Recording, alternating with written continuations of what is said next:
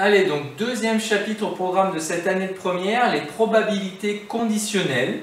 Donc commençons par quelques petits rappels indispensables avant d'aller plus loin dans ce chapitre sur les probabilités. Chapitre de probabilité qu'on a déjà abordé en seconde. Donc qu'est-ce qu'il faut retenir à l'issue de la seconde?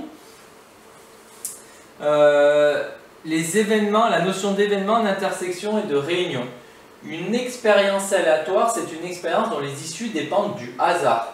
L'ensemble de toutes les issues possibles est appelé un univers qui est souvent noté oméga. On verra dans l'exemple, si je lance deux fois de suite une pièce de monnaie parfaitement équilibrée, c'est une expérience aléatoire. Les issues dépendent du hasard. Les issues dépendent du jet de ma pièce. L'ensemble de toutes les issues, c'est appelé univers. Donc là, l'ensemble des issues, ce serait soit pile, soit face, qui pourrait être noté oméga. Donc l'ensemble oméga, quand je lance deux fois ma pièce, j'ai 4 possibilités de résultats. J'ai 4 résultats possibles. Soit pile et pile, soit pile et face, soit face et pile, soit face et face. Donc voilà les 4 issues possibles donc, qui constituent l'univers de mon expérience. Un événement, c'est une partie de l'univers. Par exemple, l'événement avoir pile au premier lancer, il est constitué de 2 issues. Pile, puis pile au deuxième, pile, puis face au deuxième. Dans les deux cas, j'ai bien eu pile au premier lancer, donc ça correspond à l'événement A. Un événement élémentaire, c'est un événement qui est constitué d'une seule issue.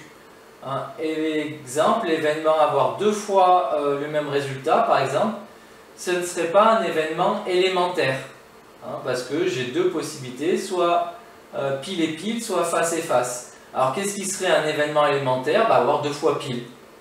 Il n'y a qu'une seule possibilité, pile et pile, ça sera un événement élémentaire. L'événement contraire de A, c'est noté A avec une barre dessus, donc ça se dit A bar, c'est l'ensemble des issues d'oméga qui n'appartiennent pas à A, donc c'est le contraire, comme son nom l'indique finalement, pas extrêmement compliqué. Par exemple, le contraire d'avoir 2 fois pile, c'est toutes les autres issues, tous les autres cas où je n'ai pas eu 2 fois pile. Donc A bar, par exemple, A c'était avoir pile au premier lancer, donc A bar c'est ne pas avoir pile au premier lancer. Donc concrètement, en gros, ce sera avoir face. Si je ne veux pas avoir pile au premier lancer, c'est que je veux avoir face au premier lancer. Donc ce serait face et face ou face et pile. Donc voilà pour le vocabulaire de base à connaître sur les probabilités. Il faut aussi connaître la notion d'intersection de réunion. L'intersection des événements A et B, c'est l'événement A et B, noté A inter B, qui se lit donc A inter B. C'est toutes les issues qui sont à la fois dans A et dans B. On veut être dans les deux en même temps, simultanément. Un exemple, si A c'est avoir pile au premier lancer, si B c'est avoir 2 fois le même résultat, A inter B c'est avoir pile au premier lancer et 2 fois le même résultat, c'est-à-dire avoir 2 fois pile. Parce que je veux en même temps avoir pile le premier lancer et que les deux soient identiques. Donc il faut avoir pile et pile. Donc c'est constitué d'un événement élémentaire. Pile et pile. À ne pas confondre avec la réunion. La réunion des événements A et B, c'est A ou B, noté A union B, qui se lit donc A union B, c'est l'un, l'autre ou les deux. C'est-à-dire que pour être dans la réunion, il suffit d'être dans un des deux. Pour être dans l'intersection, il faut être dans les deux en même temps. Donc c'est la grosse différence, à ne pas confondre. L'intersection, c'est les deux en même temps. L'union, c'est au moins un des deux. Donc là, petit schéma qu'on appelle un diagramme de Venn qui récapitule tout ça. L'intersection, c'est bien les événements qui sont à la fois dans l'ensemble A et dans l'ensemble B. Alors que l'union, c'est tout ce qui est soit dans A, soit dans B, ou éventuellement dans les deux, ça marche aussi. Si 2 événements A et B n'ont pas d'éléments communs, c'est-à-dire si l'intersection de A et B est vide, A inter B égale ensemble vide, alors on dit que ces 2 événements sont incompatibles ou disjoints. Incompatibles, c'est qu'ils ne peuvent pas avoir lieu simultanément, disjoints, c'est-à-dire qu'il n'y a aucun événement qui est à la fois dans l'un et dans l'autre. Exemple, A union B, A c'était avoir pile au premier lancer, B c'était avoir 2 fois le même résultat, A union B c'est avoir pile au premier lancer ou alors 2 fois le même résultat. Donc toutes les issues où il y a pile au premier lancer marchent, mais toutes les issues où il y a 2 fois le même résultat marchent aussi. Donc au final, vous avez 3 issues sur 4 qui sont dans A union B. La seule qui ne marche pas, ce serait face puis pile. hein, parce que j'aurai ni deux fois le même résultat, ni pile au premier lancé. Et toutes les autres issues marchent. Donc ne confondez pas l'union et l'intersection. Et maintenant, comment on va pouvoir faire quelques petits calculs, quelques petites propriétés. On appelle probabilité sur un univers fini oméga une fonction p à valeur dans 0, 1 telle que p de oméga est égal à 1. Donc une probabilité, en fait, elle est toujours, on va le voir ici, comprise entre 0 et 1. Elle va prendre des valeurs comprises entre 0 et 1. Donc si A est un événement d'oméga, alors P de A, c'est la somme des probabilités des événements élémentaires contenus dans A. Une probabilité est toujours comprise entre 0 et 1, je viens de le dire. La probabilité de l'ensemble vide, c'est 0. La probabilité de l'ensemble certain, donc P de oméga, ce serait égal à 1. P de A plus P de A bar égale 1. Donc ça, c'est une propriété importante, puisque la probabilité d'un événement plus la probabilité de son contraire, ça fait 1, puisque forcément, soit vous êtes dans un événement, soit vous êtes dans son contraire. Donc quand vous additionnez les deux, vous avez l'événement certain. Et surtout, cette propriété, elle est intéressante, puisque de ça, j'en déduis que par exemple, P de A bar, c'est 1 moins P de A. Donc quand je connais la probabilité de l'événement A, je peux déterminer facilement la probabilité de son événement contraire à l'aide de cette formule. Ensuite, comment je calcule une probabilité? Si toutes les issues ont la même probabilité de se réaliser, on dit qu'il y a équiprobabilité.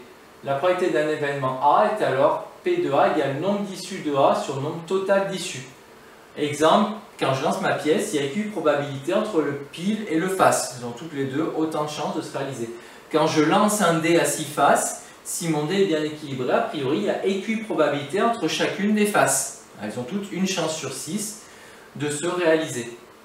Et si par exemple je veux la probabilité de faire un résultat pair quand je lance un dé à 6 faces, nombre d'issues qui réalisent un résultat pair, donc il y en a 3, le 2, le 4 ou le 6, sur le nombre d'issues total, il y en a 6.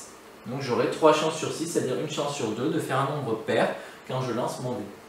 Et enfin, dernière propriété, pas des moindres, si B est un événement d'oméga, alors P de A union B plus P de A inter B égale P de A plus P de B. Cette formule, on la connaît aussi sous cette expression-là. P de A union B, c'est P de A plus P de B moins P de A inter B. Concrètement, la probabilité de l'union, c'est la probabilité de tous ceux qui sont dans A plus la probabilité de ceux qui sont dans B, moins la probabilité de l'intersection, parce que sinon, ceux qui sont dans les deux ont été comptés deux fois. Je refais un petit diagramme de Venn d'un ensemble oméga avec un événement A, un événement B, qui ont une intersection. Si je fais P de A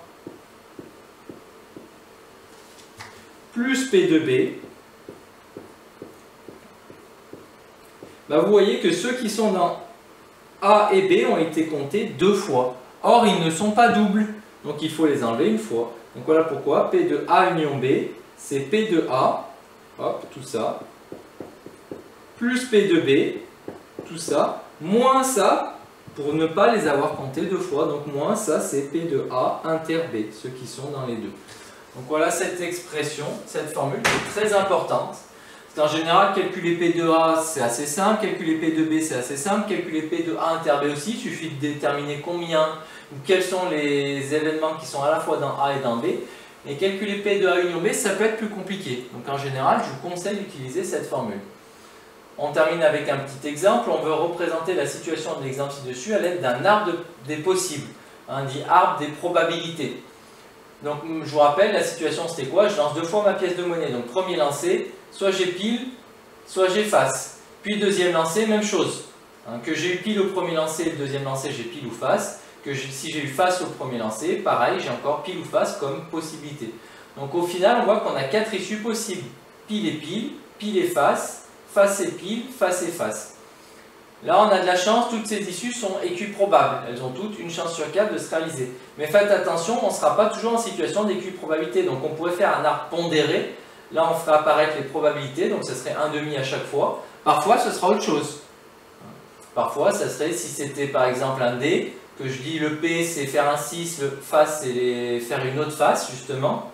Le F c'est faire une autre face. Alors faire un 6, ça serait 1/6. Le reste, ça serait 5/6. Et du coup, à la fin, ce ne serait pas équiprobable. Il faudrait multiplier, principe multiplicatif, je dois multiplier les probabilités rencontrées sur les branches pour avoir la probabilité d'une issue. Donc là, par exemple, si à chaque fois que P c'était 1/6, ici P ça serait 1/6 fois 1/6, donc 1 sur 36. Donc faites attention quand vous faites un arbre de probabilité, en général, pondérez-le bien. Et c'est pas parce qu'à la fin il y a 4 ou 16 branches qu'elles ont toutes une chance sur 4 ou une chance sur 16 de se produire. Il faut tenir compte des probabilités qui apparaîtront sur votre arbre pondéré. Et donc là, par exemple, P de A, on avait dit que c'était pile et pile et pile et face. 2 chances sur 4. Pile et pile, une chance sur 4. Pile et face, une chance sur 4. Donc 1 sur 4 plus 1 sur 4, ça fait 2 sur 4 égale 1/2. La probabilité de B, c'était faire 2 fois la même face, donc soit pile et pile, soit face et face. Toutes les deux ont une chance sur 4, donc 1 sur 4 plus 1 sur 4, ça fait 2 sur 4 égale 1/2. A inter B, on avait dit que c'était pile et pile, donc une seule possibilité, donc une chance sur 4. A bar, c'est le contraire, tout ce qui n'est pas dans A. Vu qu'il y en a 2 sur 4 qui sont dans A, il y en a aussi 2 sur 4 qui ne sont pas dans A. Et on retrouve ce que je vous ai expliqué, P de A bar, c'est 1 moins P de A. 1 moins 1/2, ça fait bien 1/2. Et enfin, P de A union B, c'est P de A plus P de B moins P de A inter B. P de A, on a dit que c'était 1/2. P de B, on a dit que c'était 1/2 aussi. Et P de A inter B, on a dit que c'était 1/4. Donc ça fait 1/2 plus 1/2 plus 1/4, ça fait 3/4.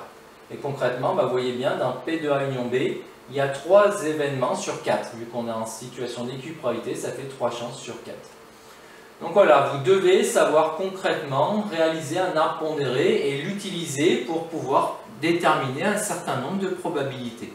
Voilà, j'espère que tout ça vous a bien rafraîchi la mémoire. En général, les probabilités, c'est un chapitre qui vous plaît, mais quand même à aborder avec prudence parce qu'on va voir qu'il y a un certain nombre de pièges dans ce nouveau chapitre sur les probabilités maintenant conditionnelles. Donc on va aborder le cours sur cette notion de probabilité conditionnelle.